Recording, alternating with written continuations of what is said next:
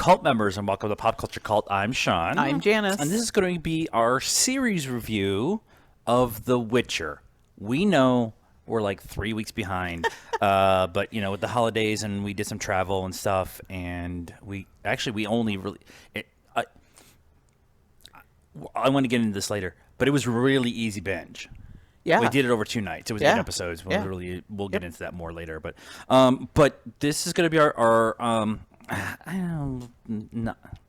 don't know. Is it spoilery? I guess it's a little spoilery.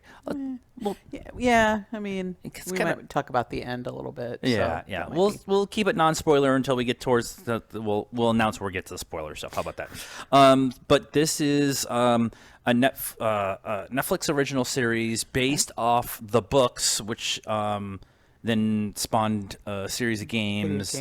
And so I saw some interviews today, doing a little bit of research about it, that this was probably everybody's favorite video game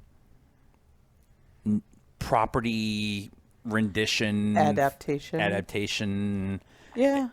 I mean, yeah, for a video game adaptation, if you want to not talk about the fact that it was a book first or books first. Right. You know, the history of video game adaptations has not been great. So not good. Not good. I love the memes going around though of the was like Henry Cavill standing next to his horse, and then a screen grab of the game where the horse was like up here and they're like, you know, Netflix Witcher is not holding up to the game, you know, because apparently this game was glitchy. I do appreciate the fun that people. Part of the reason we wanted to watch this was Henry Cavill, but the other part was when we finally got around to it was just all the talk that was online about it. Yeah. And I tried. I talked about this in the trailer reaction when the first trailer came out, or the last trailer came out, last big trailer, whatever. That I tried really hard to do the first book. Yeah. That kind of lays the groundwork of this world. And I got, I don't know, maybe 7 or 8, 10 chapters into it, and listening to it, it's just really, it just didn't grab me. Yeah. It doesn't mean I didn't like this series, but the book itself just didn't get me. And we've talked about this in the past too. We're not big gamers, and so I've known of the Witcher game, but I never was a game within our lexicon of. Yeah. I mean, it might be now because it kind of seems like it might be fun. Although if it's as glitchy as everybody says, maybe not. But it's kind of like Elder Scrolls and you know, those type. And I like those type of games. Yeah. So, but yeah, it was. I was apprehensive with some of the things. I don't really know a whole lot about it at all. And then I started seeing people, because we were traveling, and then the holidays, seeing people posting, like a couple people weren't able to get into it, and then I mean some people were like, oh my god, it's amazing, and you know, and all this, but and toss a coin to your Witcher, but you know, there was which has been all over the freaking place. I know. So yeah. It's hysterical. But a couple people were like, I just couldn't get into it, and I was like, I don't know anything about this, so I'm not sure. But you got to stick it out. Like once you get to maybe episode 5, and you start to understand. The episode where I finally went, oh, was episode 4. Was it 4 when you realized that they're not actually happening at the same time? Yeah. Okay. Yeah. And that was the one I was like, I really started. I think I said after the 3rd episode, I really like what's going on. I really like what I'm visually seeing. Yeah. I have no concept of what's going on. Yeah. Because they just kind of ploop drop you into the middle of. With no title, no screen, what do they call them? Title shots or whatever, where it's 4 years ago, or you know, now we're in this town, or we're in this. They just put you in the middle of it. Yeah, and you have to kind of get it as you go. Oh, we're looking at the castle where the little girl Ciri is, you know, and now we're off with the Witcher, and you know, you just gotta kind of get in. Now, from what I remember of the book and what I've read and kind of understood is the book is very much that way too, where it's kind of told in a weird sequence of time, and I'm totally okay with that as long as I know it going in, right? Or at least I can figure it out within a reasonable amount of time. Yeah. And It's probably why you had a hard time with the first book. And was it somebody posted that, or we were having a conversation or something, and they said to just maybe jump to the second book because the first book is a lot of setup. I think Bill was the one that was saying, yeah, that do like jump to the next one or the third one or something like that Yeah, and get into it yeah. or whatever. I really liked. I think overall, I really liked this series. I like Henry Cavill. He needs to do another Superman movie.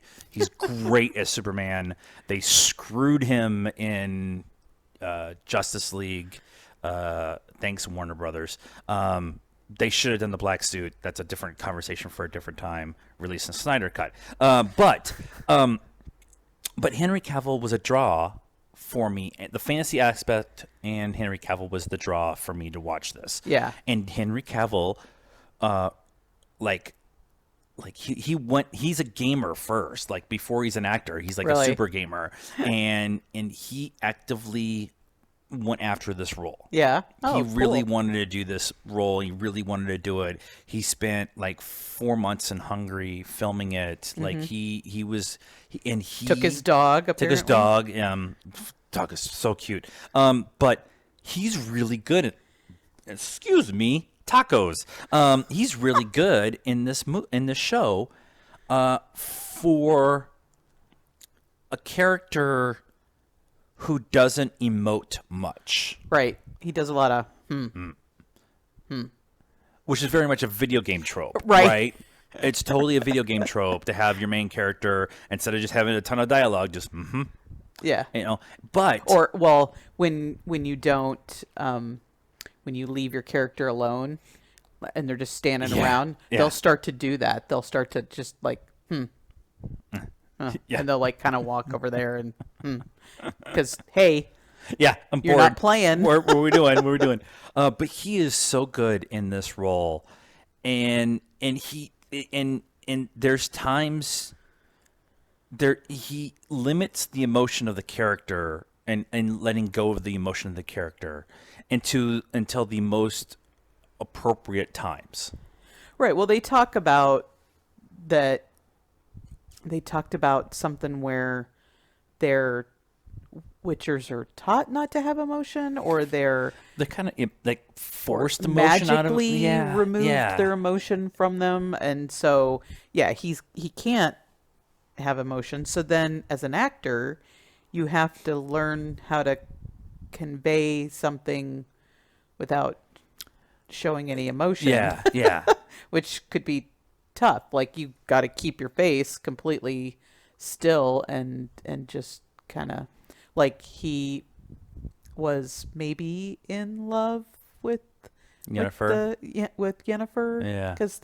But you never really saw it on his face, and his actions kind of just made it like he could take her or leave her. Right. But but there was a lot more there, and I think there's a lot more from Yennefer's point of view too. Like I think she actually did care for him, but I think one of the few complaints I have is about the show is they didn't really spend a ton of time with the relationship between Yennefer and Geralt.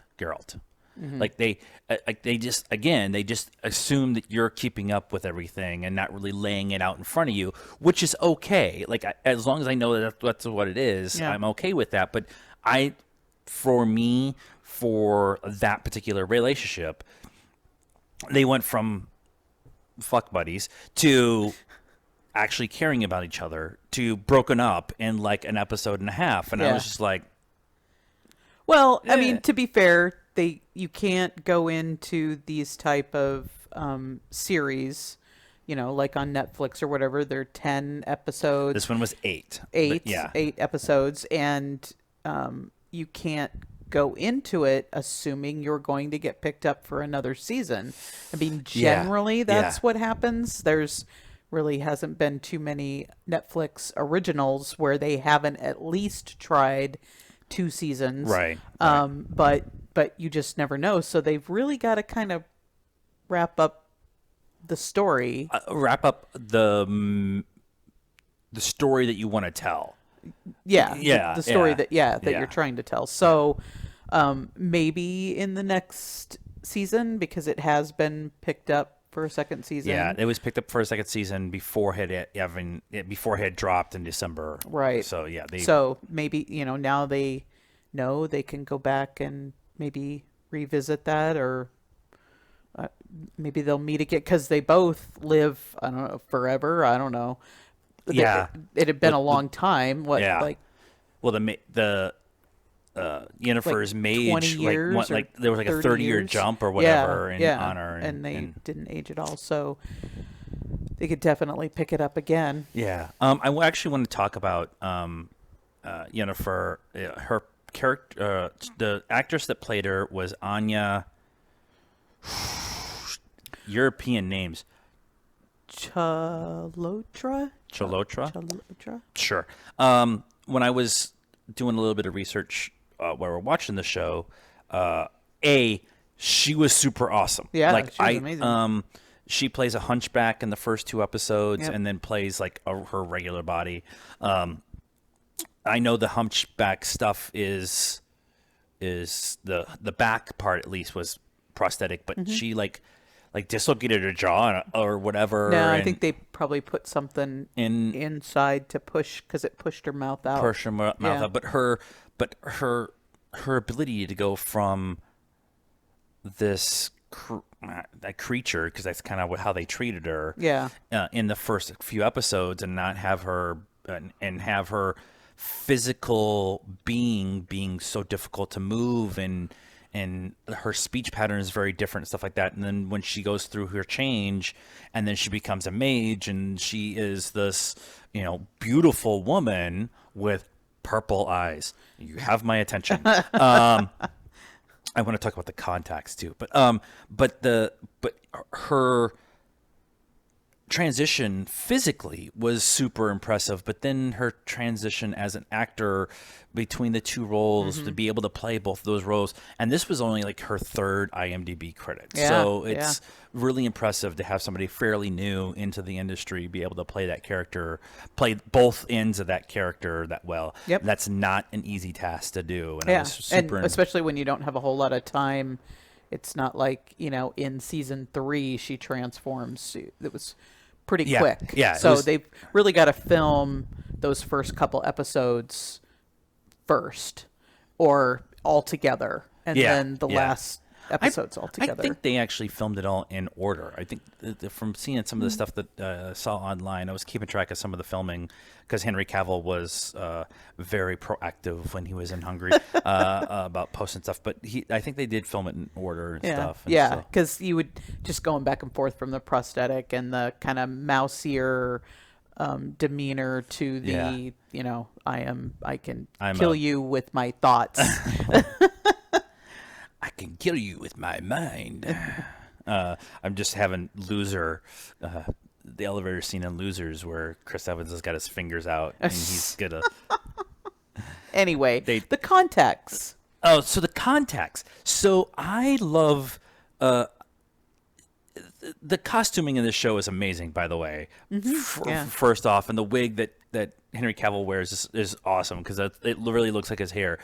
But he has to go through different contacts, and Yennefer's character has to change her eyes and everything, and they make a point of showing them.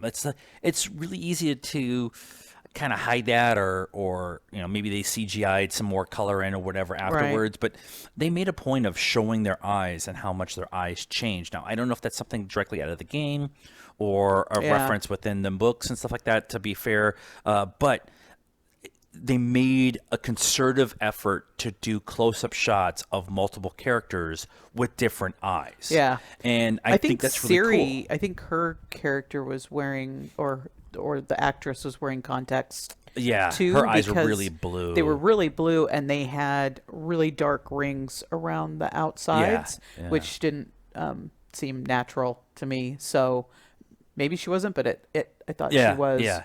I just thought it was kind of another nice touch of detail within the show. And it might be a if you have powers thing, right? Yeah, and your eyes change when Then- you use your powers yeah, and yeah, stuff like that. yeah. Yeah, that's kind of So- cool. I would like to do some spoiler talk. So overall, we really like the series, but I want to talk about some of the spoiler stuff. So if you haven't watched the series to this point in time, thank you for the click. Bye. Okay, we're gonna do some spoiler stuff. So spoilers. Okay, all right.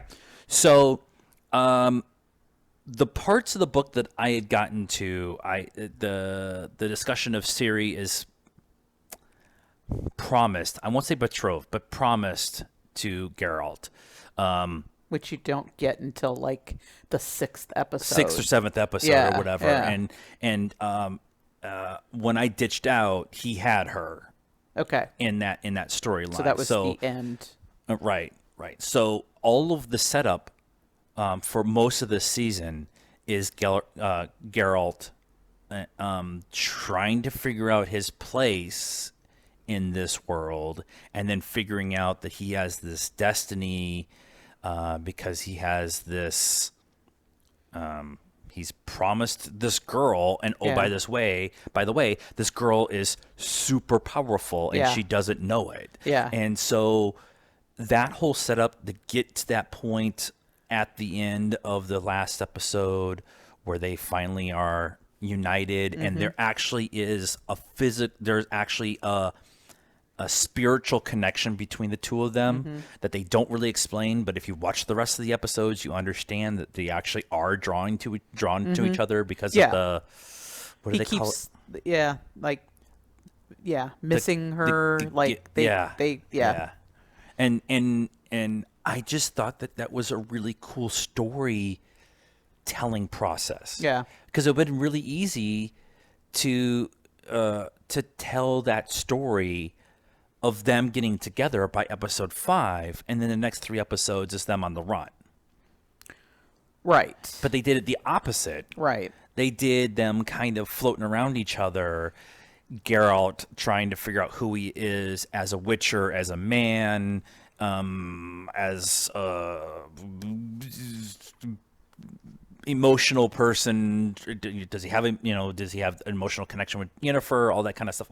That whole story, and then you've got Ciri's whole story of running away from I'm going to call him the Black Prince. I don't know what his real name is. He Yeah. was the guy with the black feather. I Yeah. never really remember I think hearing his name. Yeah, they called him Prince something. Prince something, but he's very much the Black Prince. But her running away and her trying to find shelter and different people, and ultimately coming down to the, I'm this powerful person. I need to go to the person that I need to be with, and I thought that was really cool. I'm like that sets up a lot for what they could do next season. Yeah.